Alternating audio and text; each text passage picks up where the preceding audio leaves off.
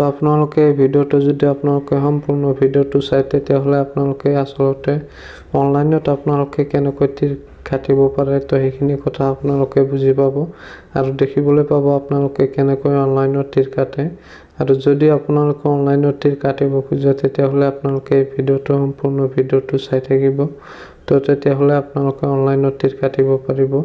তো এতিয়া আমি গুগলত সাৰ্চ কৰিম onlinetircounter.com। অলপ লোডিং হোৱাৰ পিছত আপোনালোকে চাই আছে এনেকৈ এটা ইণ্টাৰফেচ আহিব আপোনালোকৰ সন্মুখত।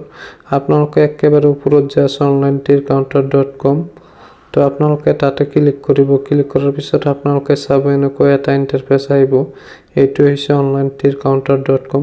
ইয়াৰ পৰা আপোনালোকে অনলাইনত তীৰ কাটিব পাৰিব। তো আপোনালোকে কেনেকৈ অনলাইনত তীৰটো কাটিব আৰু অৰ্ডাৰবোৰ আপোনালোকে কেনেকৈ কৰিব তো সেইটো আপোনালোকক দেখাই দিম।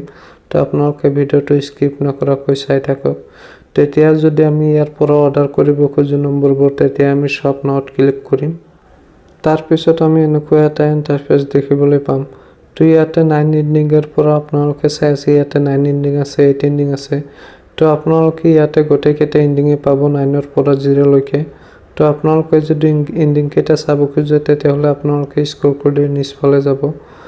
তাৰ পিছত আপোনালোকে গোটেই নম্বৰ কেইটা দেখিবলৈ পাব স্ক্ৰল কৰি নিচফালে গ'লে।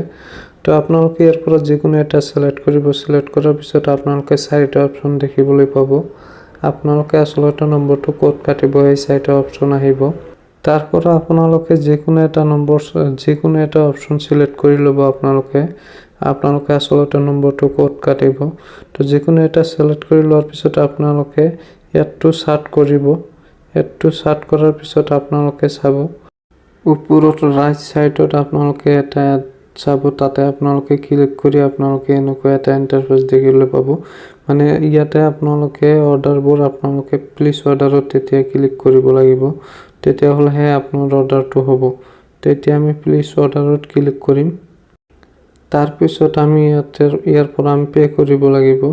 তো আপোনালোকে চাই আছে অৰ্ডাৰটো সাকসেসফুল হৈ গৈছে। হৈ যোৱাৰ পিছত এতিয়া আমি অৰ্ডাৰটো পে কৰিম কেনেকৈ। তো এতিয়া আমাৰ হোৱাটছআপত এটা SMS আহিব। তো আপোনালোকে আপোনাৰ হোৱাটছআপ নম্বৰটো দি কনফাৰ্ম কৰি ল'ব। তো সেই আপোনালোকে হোৱাটছআপৰ SMS-ত যাই আপোনালোকে পেমেন্টটো দিব পাৰিব। তো বলক এতিয়া হোৱাটছআপত তো আমাৰ হোৱাটছআপত এনেকৈ এটা লিংক আহিছে।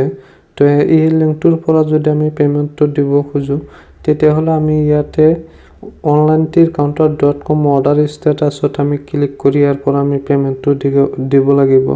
তো আমি তাতে ক্লিক কৰিম। তাৰ পাছত আমি এনেকৈ এটা ইণ্টাৰফেচ দেখিবলৈ পাম। তো ইয়াতে 3টা অপচন আছে। আমি এই 3টা অপচনৰ ভিতৰত যিকোনো অপচনৰে আমি পে কৰিব পাৰোঁ আৰু আফটাৰ আমাক পেমেন্টটো কেনেকৈ দিব সেইটো আপোনালোকক কম।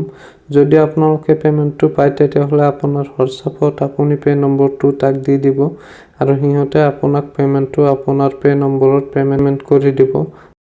আফটাৰ 30 মিনিটৰ ভিতৰত আপোনালোকে আপোনালোকৰ একাউণ্টত পেমেন্ট পাই যাব। সেইটো 100% জেনুইন।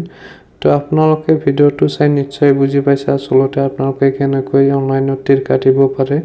তো আপোনালোকে অনলাইনত তীৰ কাটিব আৰু ভিডিঅ'টো শেষলৈ চাৰ কাৰণে ধন্যবাদ জনাইছোঁ আপোনালোকক।